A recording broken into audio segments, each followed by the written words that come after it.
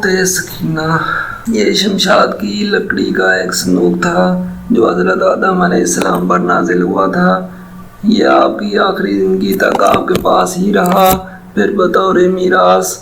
کہ یک کے بعد دیگرے آپ کی اولاد کو ملتا رہا، یہاں تک کہ حضرت یعقوب علیہ السلام کو ملا، اور آپ کے بعد آپ کی اولاد بنی اسرائیل کے قبضے میں رہا، اور حضرت موسیٰ علیہ السلام کو مل گیا تو آپ اس میں تورات شریف اور اپنا خاص سامان رکھنے لگے۔ یہ بڑا ہی مقدس اور بابرکت صندوق تھا۔ بنی اسرائیل جب کفار سے جہاد کرتے تھے اور بنی اسرائیل جب کفار کے لشکروں کی کثرت اور ان کی شوکت دیکھ کر سہم جاتے اور ان کے سینوں میں دل دھڑکنے لگتے تو اس صندوق کو اپنے آگے رکھ لیتے، تو اس صندوق سے ایسی رحمتوں اور برکتوں کا ظہور ہوتا کہ مجاہدین کے دلوں میں سکون و اطمینان کا سامان پیدا ہو جاتا، اور مجاہدین کے سینوں میں لرزتے ہوئے دل پتھر کی چٹانوں سے زیادہ مضبوط ہو جاتے، اور جس قدر صندوق آگے بڑھتا تھا آسمان سے نصر من اللہ و فتح قریب کی بشارت عظمی نازل ہوا کرتی اور فتح مبین حاصل ہو جایا کرتی۔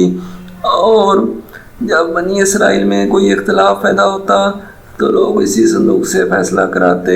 اور اس صندوق سے فیصلہ کی آواز اور فتح کی بشارت سنی جاتی تھی۔ بنی اسرائیل اس صندوق کو اپنے آگے رکھ کر اور اس کو وسیلہ بنا کر دعائیں مانگتے تو ان کی دعائیں قبول ہوتی اور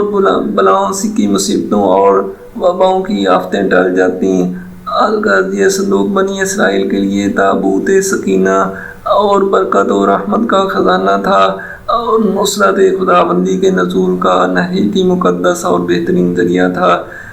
جب بنی اسرائیل طرح طرح کے گناہوں میں ملوث ہو گئے اور ان لوگوں میں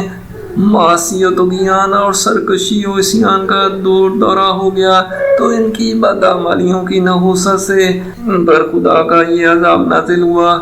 کہ قوم امائکہ کے کفار نے ایک لشکر جرار کے ساتھ ان لوگوں پر حملہ کر دیا، اور ان کافروں نے بنی اسرائیل کا قتل عام کر کے ان کی بستیوں کو تاخت و تاراج کر ڈالا،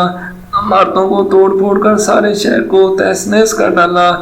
اور اس متبرک صندوق کو بھی اٹھا کر لے گئے اور اس مقدس تبرک کو نجاسوں کے کوڑے خانہ میں پھینک دیا۔ لیکن اس بے ادبی کا قوم امالکہ پر یہ وبال پڑا کہ یہ لوگ طرح طرح کی بیماریاں اور بلاؤں کے ہجوم میں جھنجھوڑ دیے گئے، چنانچہ قوم امالکہ کے 5 شہر بالکل برباد اور ویران ہو گئے،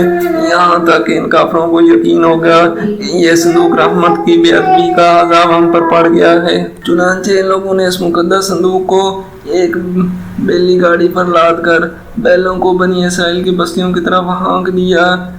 پھر اللہ تعالیٰ نے 4 فرشتوں کو مقرر فرما دیا جو اس مبارک صندوق کو بنی اسرائیل کے نبی حضرت شمعون علیہ السلام کی خدمت میں لائے۔ اس طرح پھر بنی اسرائیل کی کھوئی ہوئی نعمت دوبارہ ان کو مل گئی، اور یہ صندوق ٹھیک اس وقت حضرت شمعون علیہ السلام کے پاس پہنچا جبکہ حضرت شمعون علیہ السلام نے طالوت بادشاہ بنا دیا تھا، اور بنی اسرائیل طالوت کی بادشاہی تسلیم کرنے پر تیار نہیں تھے، اور یہی شرط ٹھہری تھی کہ مقدس صندوق آ جائے تو ہم طالوت کی بادشاہی تسلیم کر لیں گے۔ چنانچہ صندوق آ گیا اور بنی اسرائیل طالوت کی بادشاہی پر رضامند ہو گئے۔ تابوت سکینہ میں کیا تھا؟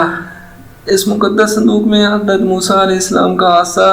اور ان کی مقدس جوتیاں، اور حضرت ہارون علیہ السلام کا امامہ، حضرت سلیمان علیہ السلام کی انگوٹھی، تورات کی تختیوں کے چند ٹکڑے، کچھ منصلوہ، اس کے علاوہ حضرت انبیاء کرام علیہ السلام کی صورتوں کے حلیے وغیرہ سب سامان تھے۔ قرآن مجید میں خداوند قدوس نے سورۃ بقرہ میں اس مقدس صندوق کا تذکرہ یوں فرمایا، ارشاد فرمایا، اور ان کے نبی حضرت شمعون نے فرمایا، یہ بادشاہی کا نشان یہ ہے تمہارے پاس وہ صندوق آ جائے گا جس میں تمہارے رب کی طرف سے تمہارے دلوں کا چین اور حضرت موسیٰ و حضرت ہارون علیہ السلام کے کچھ تبرکات ہیں، فرشتے اس صندوق پر اٹھا کر لائیں گے، یقیناً اس میں تمہارے لیے بڑی نشانی ہے اگر تم ایمان رکھتے ہو۔